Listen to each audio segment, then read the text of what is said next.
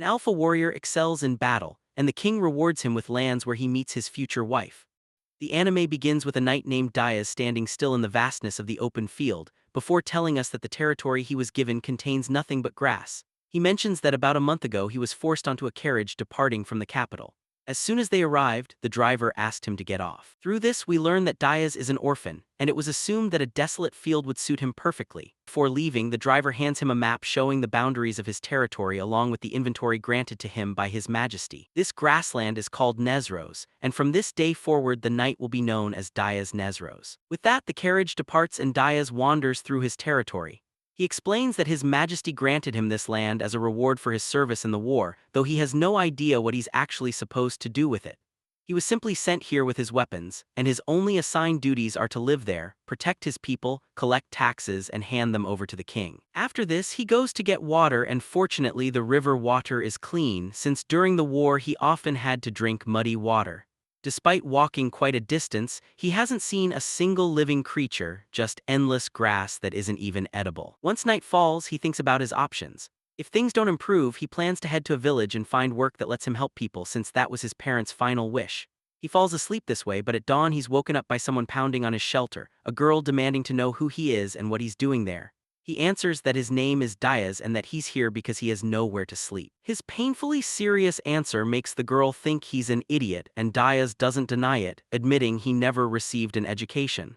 She then asks about his goal, and he replies that he was sent here and his current objective is simply not to die. His blunt honesty makes her suspicious, so Diaz clarifies further. He wants to fulfill his parents' dying wish and protect the weak, that's his only goal. At that moment the girl's horn begins to glow, apparently because Diaz is telling the truth. She asks whether he's friend or foe, and he admits he doesn't know since he just met her. This irritates her and she demands a clearer answer. Diaz doesn't understand her frustration, but one thing becomes obvious to him.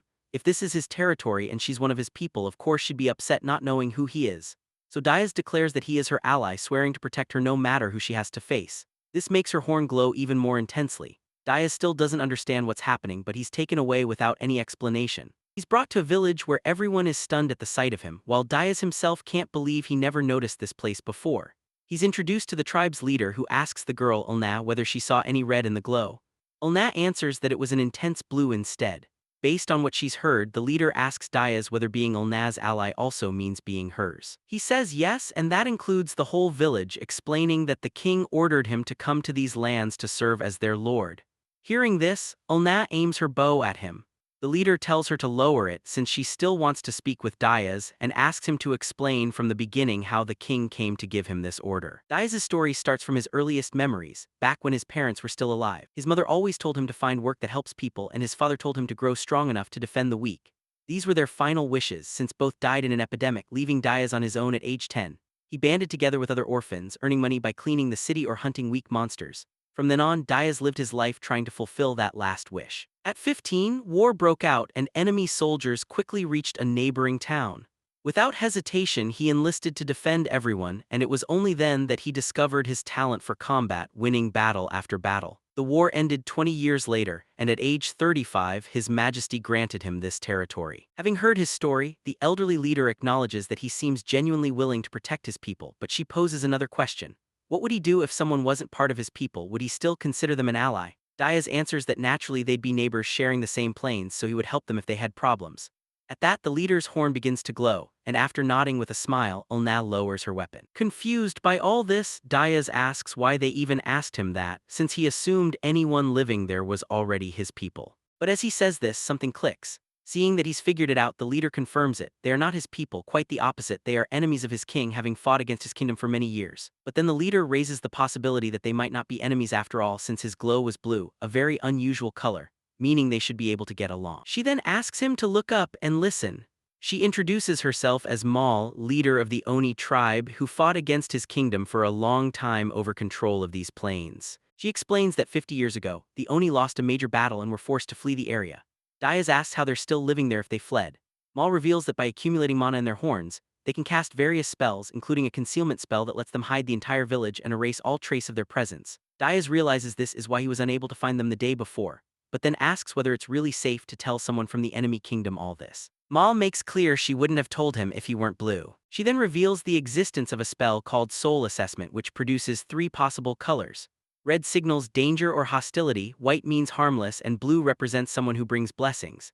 If the person lies even a little, the glow turns murky and shifts toward red, but that never happened with Diaz, not even once, which convinces her that he's an honest fool. It's an insult, sure, but a flattering one, and it's also surprising since she's never seen anyone else make it to his age while still following through on his parents' dying wish. Diaz decides to take it as a compliment, though he isn't entirely sure that's what it was. Mal notes that she has in fact been complimenting him for a while now. Setting the jokes aside, she tells him she'll give him her full support to become a great feudal lord. She clarifies that her people won't be his subjects, but they will offer him shelter, food, and even some livestock. In exchange, she asks that he tell no one about the village's existence, especially not the king. Diaz reassures her that he has nothing against them, and as long as they don't seek conflict with the kingdom, he has no problem with them living there. Mal then informs him that Ulna will stay with him for a while to help him out, meaning they'll be living together while she teaches him how things work around here. Ulna immediately starts protesting, asking what that's supposed to mean. Mal reminds her that she's the one who brought him here, so she needs to take responsibility. With no other option, Ulna reluctantly agrees. We then see the two of them standing in front of his new house. Diaz is stunned that the other Oni had already nearly finished building it by the time they arrived. Ulna explains that whenever a threat capable of breaking through the concealment spell gets close, they take their houses apart and flee, which is why they live in structures called yurts. Once the house is finished, Diaz and Ulna sit down to talk, and she tells him food will be brought later, along with the bia. Confused, Diaz asks what that last thing is, and Ulna explains it's livestock. She adds that if he breeds the pairs and grows the herd, he'll have a steady source of income.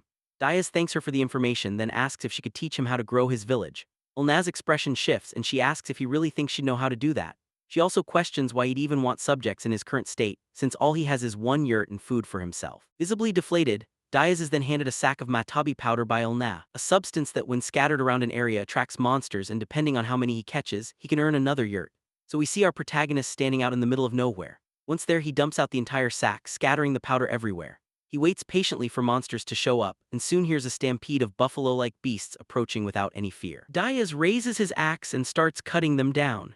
Here we learn that his fighting style basically amounts to following his instincts and swinging his axe as hard as possible. Later that afternoon, as he returns carrying one buffalo, he worries that Ulna will scold him again for fighting recklessly without thinking about transportation. When he arrives, Ulna is shocked that his very first hunt yielded a black gooey. Diaz tells her he actually killed far more than that but had no way to bring them all back. Almost alarmed, she asks how many he killed, and he reveals it was somewhere between 30 and 40. A number that's almost unheard of. With this, Diaz earns real respect from both Ulna and the tribe's leader, having proven his manliness. The men are called to go retrieve all the gooey Diaz hunted, and this is the first time Ulna refers to him by name. Diaz asks the leader what exactly manliness means, and she explains it's a man's worth measured by his ability to work and provide. Diaz understands somewhat, but asks what that has to do with Ulna's good mood. The leader explains that as an adult woman, it's only natural she'd be pleased by such displays of manliness. Diaz then asks if that also makes him more attractive, even without looks or charm. The leader tells him that's nonsense, beauty doesn't put food on the table. And honestly, what a statement. Anything unrelated to manliness holds no value to the women of the tribe. Since Ulna is both beautiful and hardworking, the greatest gift she could offer would be to marry him. A nervous Diaz replies that he has no such intentions. The next day, he wakes up to find that Ulna made him breakfast. He compliments how delicious it is, which makes her blush, and he ends up blushing too out of reflex. Changing the subject, Ulna asks what he plans to hunt today, even though he brought back a huge amount of food yesterday. She explains he'll need a well and a latrine if he wants to attract more people, since he won't be able to pay the people building the houses otherwise. Diaz considers going to hunt more black gooey, but Ulna suggests he shouldn't keep bringing back the same thing and recommends hunting monsters instead. Diaz points out that monster meat isn't edible due to the miasma, but their claws, horns, and magic stones are valuable. Ulna mentions there aren't many monsters nearby, but she can locate them using magic and suggests they hunt together. At first Diaz refuses, saying it's too dangerous, but Ulna wins him over with her enthusiasm. Later we see Diaz grooming the bia, since their wool is worth more than their meat. That's when the men arrive with the supplies he requested, and unlike before, they approach him cheerfully thanks to his impressive display of manliness.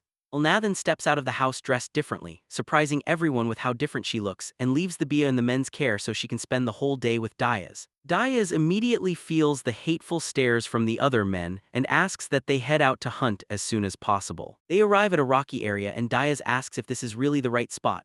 Ulna tells him not to worry since she'll handle the search. She casts a spell and after a few seconds detects the presence of a fairly large monster in the distance.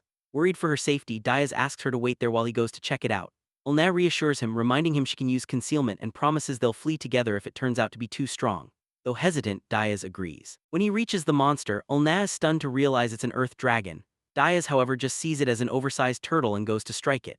When he does, his weapon cracks, revealing just how tough its shell is. He goes for its head, but the creature retreats into its shell, protecting its weak points. From a distance, Ulna screams at him to flee immediately, but Diaz refuses and climbs back onto the shell to keep attacking. After a long stretch of relentless strikes, his axe cracks further, but this isn't really a problem since Diaz immediately repairs it. Ulna is amazed by this. Diaz explains that he obtained this axe after defeating a shogun from a neighboring country, and that beyond its lion-like shape, it can repair minor damage whenever he wills it. He keeps attacking the creature until he's fairly worn out. When he turns to check on Ulna, he sees she's been affected by the monster's miasma. Worried for her safety, he considers heading back, so he delivers one final blow, and this time he actually manages to break through the shell. The dragon reveals itself and charges up a fireball, but Diaz stops it by slicing through part of its neck. He then dodges the monster's attacks until suddenly one of its fireballs strikes toward Ulna, revealing that she was its actual target. Diaz immediately leaps in, remembering the vow he made to protect her, and uses everything he has to finish off the creature. After defeating the massive beast, Ulna runs to Diaz in tears and embraces him, and in his arms she tells him she'll marry him.